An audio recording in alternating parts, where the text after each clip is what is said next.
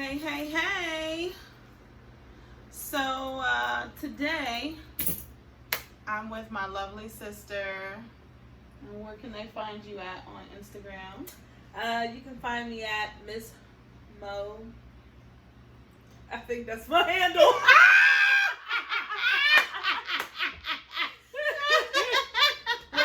wait. Okay. It's at Miss Mo Hall. There you go. On Instagram. Okay.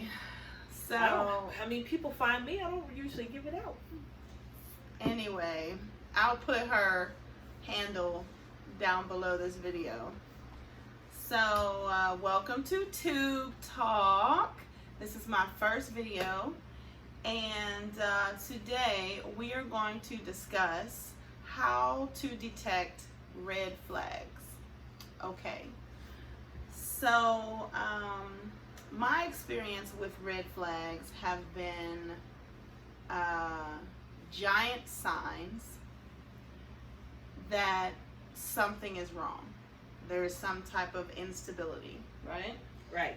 And I look at it like a giant warning sign. Now, sometimes the flags can be small, and sometimes they're enormous. And depending on your comfort level, that depicts how many flags you allow and how large the flags can be. But that's me. What do you think about it? Red flags. Red flags for me are like tiny warning signals. Mm-hmm. They're usually the thing that makes me somewhat uncomfortable, gives me a hint of something might be wrong or off, and I don't know. I haven't experienced any red flags that I've been like, ooh, it's big and flashing. So Usually it's just a feeling. a feeling. It's a feeling. So where's the feeling come, in your gut or in your mind? No, I think it's one of those real set gut feelings.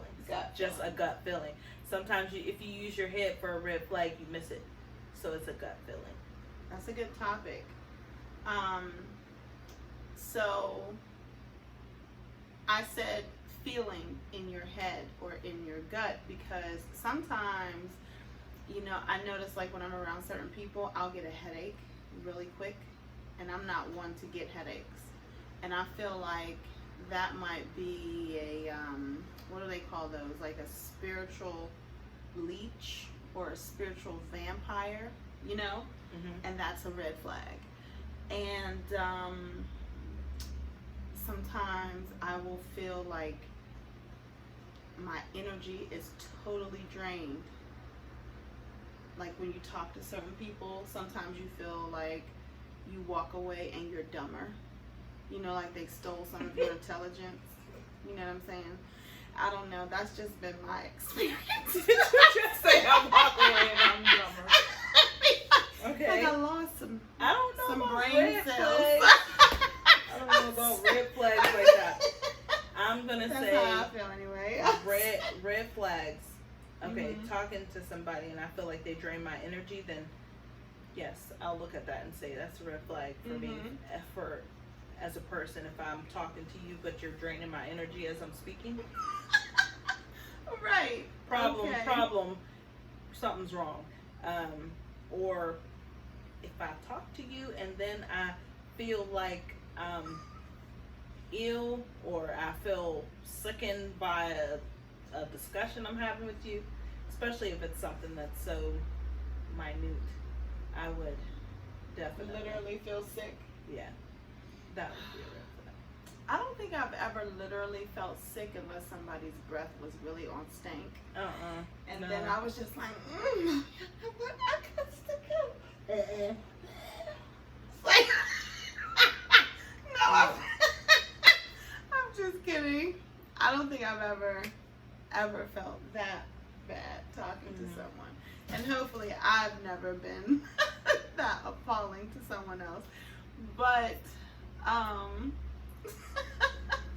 I was thinking about how you detect a red sign or a red flag if you've never noticed like signs like that before in your past. What is something like for someone who's like, what's a red flag and how do you know if this is a red flag? How would we be able to describe to them what it is so that when they do see it, they'd be able to point it out? But I think red flags are different for everybody. Mm-hmm. What you and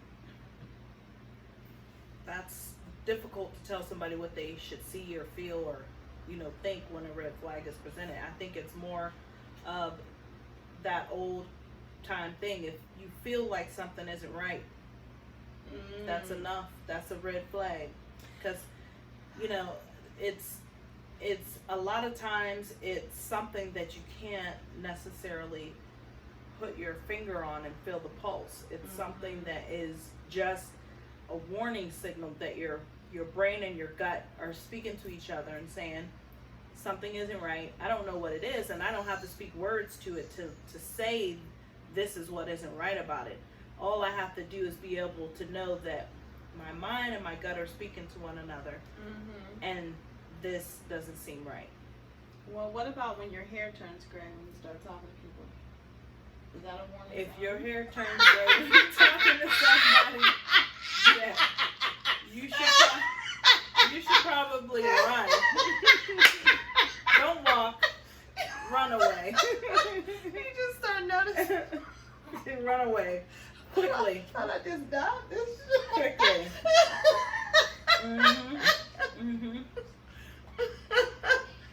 Oh, the hair stands up on the back of your neck or on your back.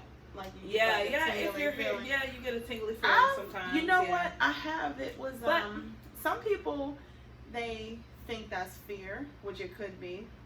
Yeah. I have felt that before.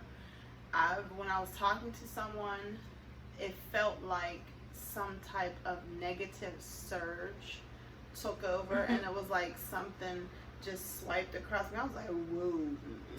Something Scientifically speaking, you want to know what that is? That's the body's fight or flight response. So, and it was telling me to even run. noticing So I was like, noticing red flags can bring out a fight or flight red response. flag. You gonna have to go over there, sir. Actually, I'm gonna leave. Let me go on and get out of here. I'm like, what did you say the bathroom was? Over there. Okay. Let's leave. So, okay, so I'm thinking I disagree with you. Okay. Because even though we can have different emotions about different things, we can feel different ways about our level of acceptance and our level of comfort. I feel like a red flag is a red flag. So there are some things that I can share with you, and I'm sure she can share with you too, that if you see it, that is a red flag. And if you never saw a red flag or don't know what a red flag is, this is definitely one even for you. So if a white van pulls up to you that don't have no windows and a man offers you candy and jumps out and slides the door back and says, get in here, here's the candy, red flag. They are probably trying to kidnap you, kill you, something bad. That's not a good sign. That is a red flag. If you go to the store and somebody is following you around the store, that is a red flag. It's something that your little antenna should be going up like, do, do, do, do, do. Something's not right. So whether they're trying to catch you stealing, say that you stole, attack you, prepare you to be mugged when you get outside, something, antenna should be going off. So again, red flag. Well, the problem is not everybody's quite in tune to their red flags, or they've grown accustomed to ignoring them. So they get those feelings and they feel like something's wrong, but instead of acting and saying, okay, I'm going to listen to it, they start thinking and analyzing and doing, a little bit too deep into what it could or couldn't be. and then you miss the red flag completely until the danger is in your face. So can you give me an example of like a situation where you had to use your fight or flight to respond to a red flag? Man, that's a tough one. When you say use my fight or flight response. So how would you, well, not necessarily use it, but when it puts you in a state of fight or flight.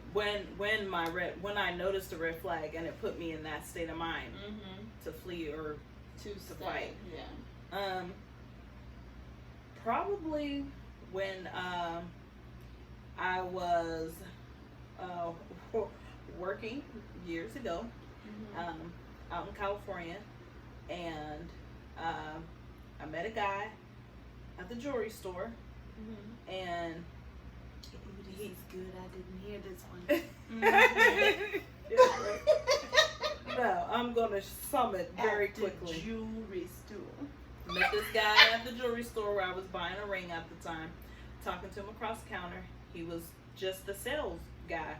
Nice.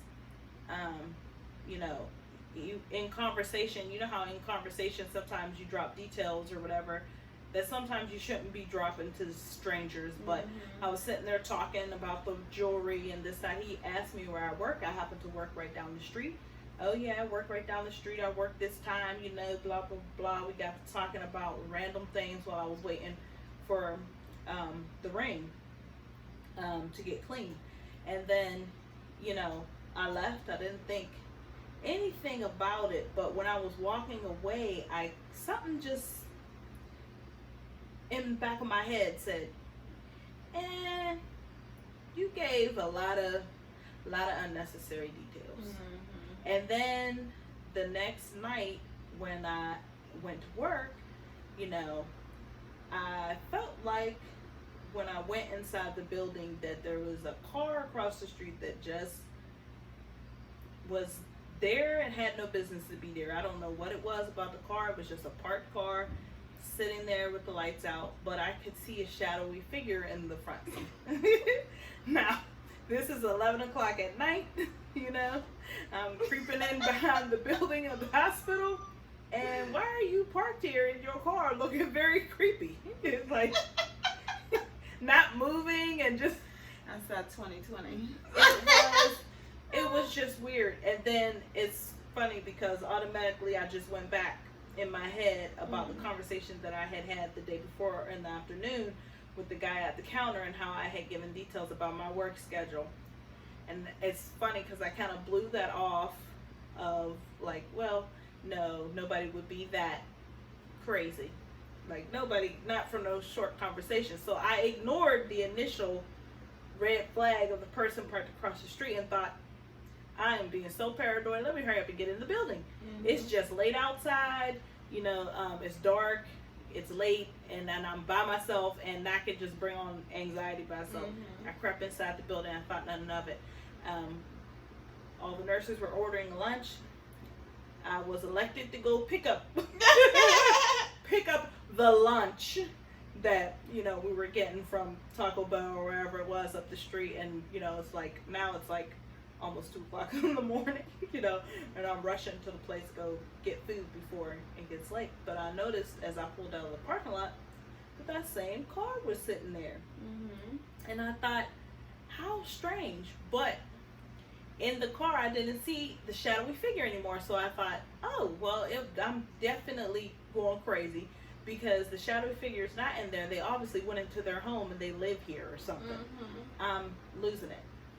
But as I was coming back from the drive-through, I started paying more attention when I was getting ready to pull in to the hospital, and I noticed that it looked like I was being followed in a car. I just noticed when I looked in the rearview mirror, the same car was there. Every turn I made, the light I was sitting at, I made a right when I could have made a left. The car made this same, and I was just looping around the block. And I looped around the building about 2 times, and then it dawned on me that I'm not crazy.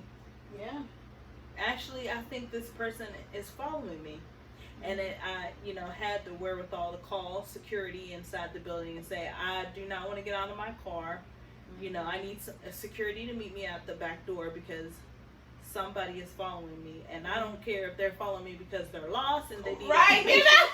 I don't care. It's 2 o'clock in the morning. Some weirdo is following me in their car, and they've been following me looping around this building that obviously anybody who's paying attention would notice the same car going around in circles in the building. And so then they were like, pull in. I happen to be good friends with the guys that were doing security, and pulled in, and then they kind of met me at the door, and I got out the door, got out the car, opened the door, where they were standing, and that car stopped right at the end of the parking lot, and then it sped off. And I knew. That's when I knew for sure, and I said, I should have listened to that first red flag instead of blowing it off, because the car that was parked across the street, the shadowy figure from the beginning, it wasn't there anymore. Yeah, it was gone. It was gone. And that was the same car that was following me. And I never could see the face, really make out the face, but I assumed it was that person.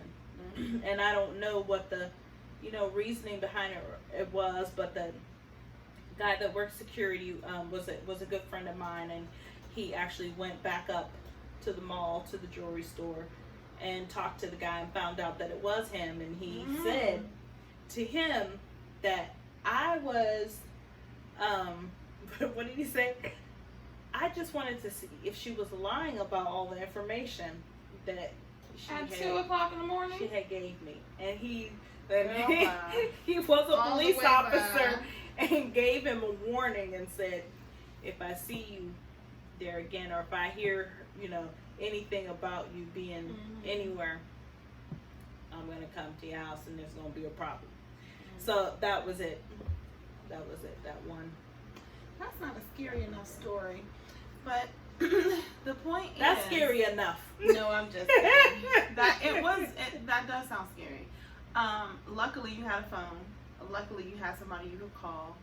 But what about if you were going home and you don't live with anybody and you didn't really want to go to your house? Yeah. Or you didn't notice until you got to your house. Well, I think that's why it's important to listen to red flags.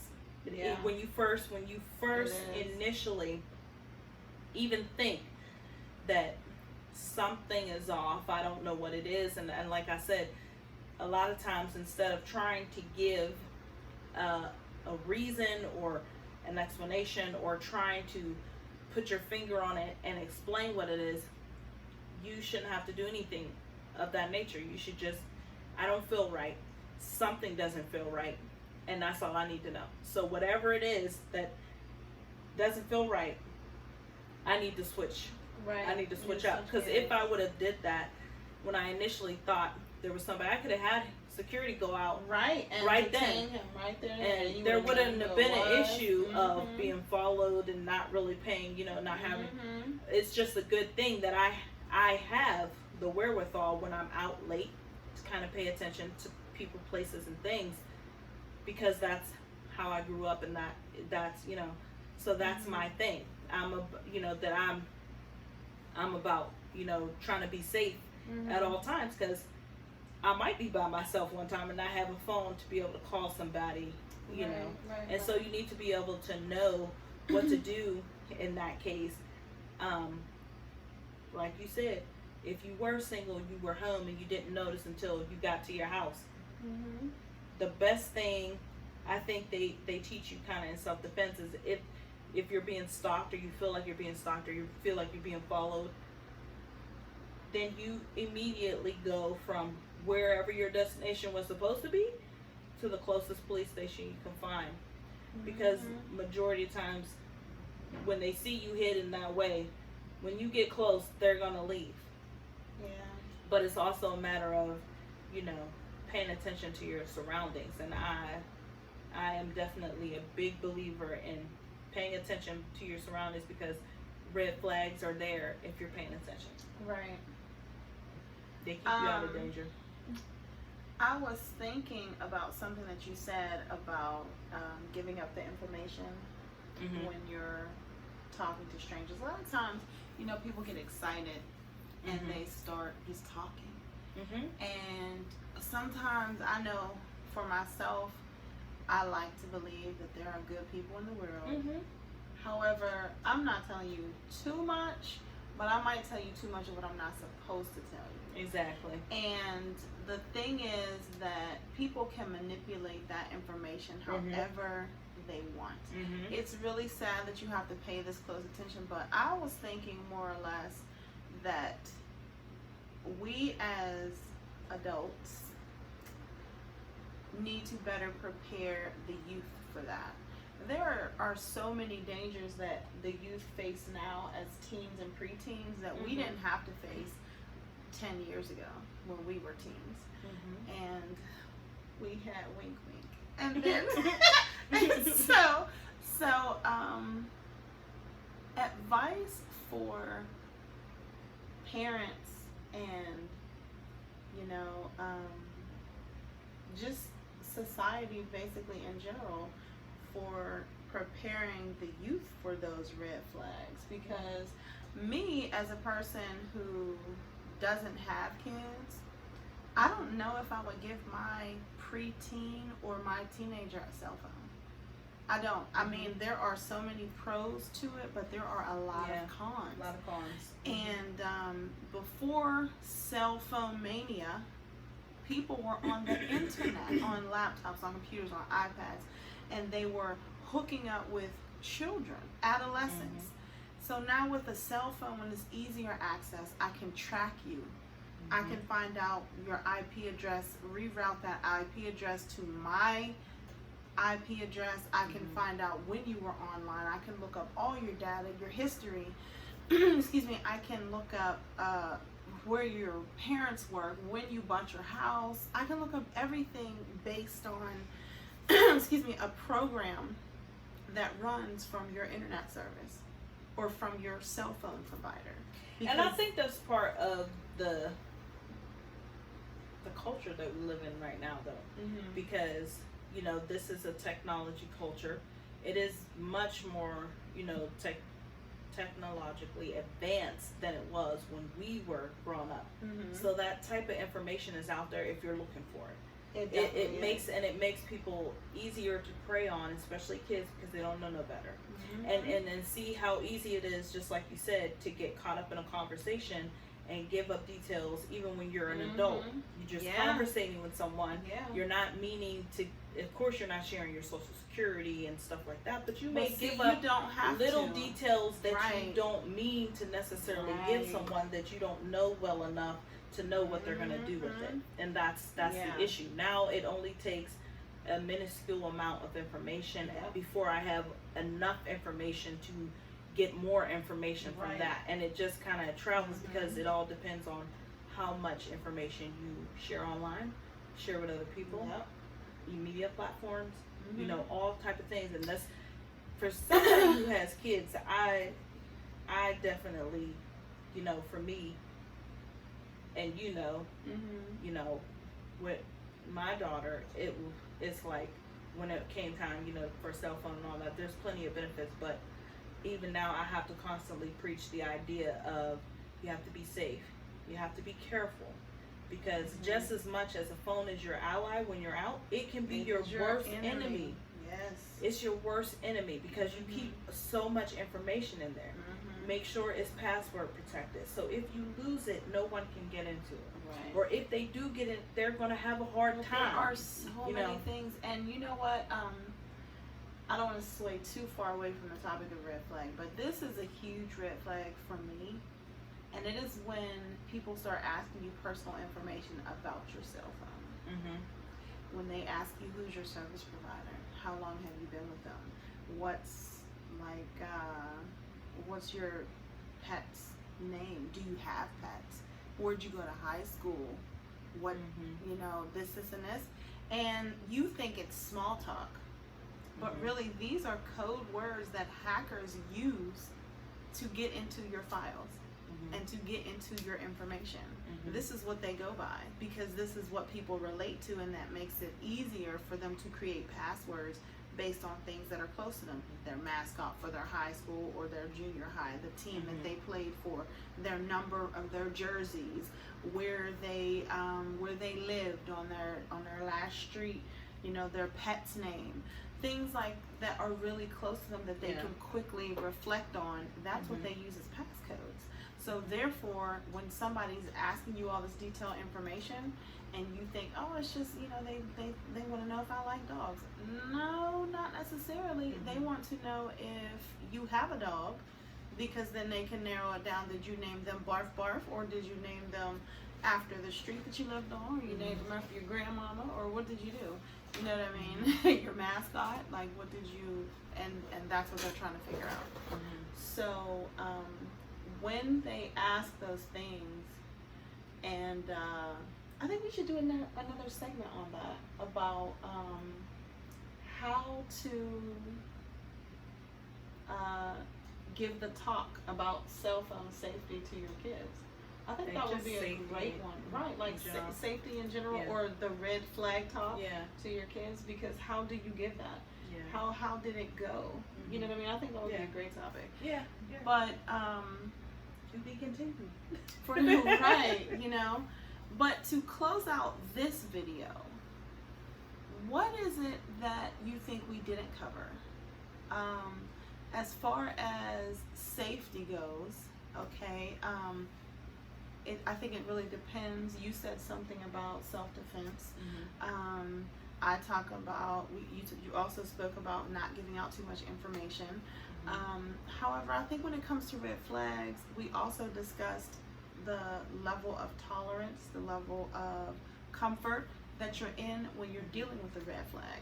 And for me, I gave you a couple examples of where you should always have a red flag. So you let us know what we didn't cover, maybe some insight on what we did cover and how not to get in those situations, or maybe an experience that you've had with a red flag, how to detect it and how to utilize the fight or flight in your best interest.